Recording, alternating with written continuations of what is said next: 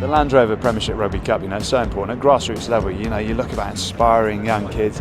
Every one of the 12 Premiership teams has been a part of this campaign, a part of the Land Rover Cup, and for all those guys to meet their heroes, to be a part of it, to get into rugby, to see what it's about, and to have the opportunity to come here. Grassroots is where we all begin. It's where they will learn their rugby and where they'll progress from.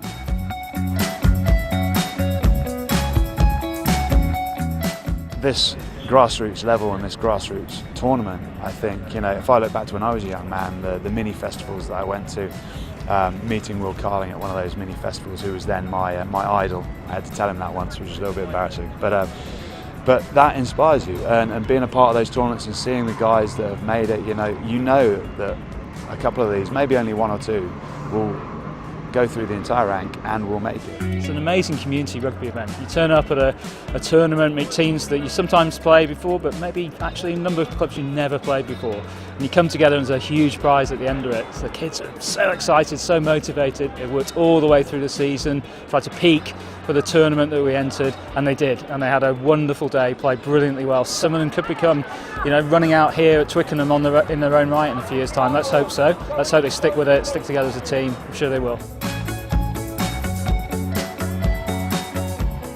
Supporters and sponsors like Land Rover has just enabled the development and the growth constantly of rugby union as a game, and the kids benefit from it on a constant basis.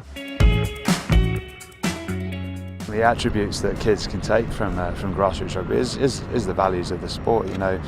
The game of rugby is such a brilliant one about teamship, respect, enjoyment, honesty, and looking after your teammates. At the end of the day, it teaches you so much, and as a young man, it taught me a huge amount.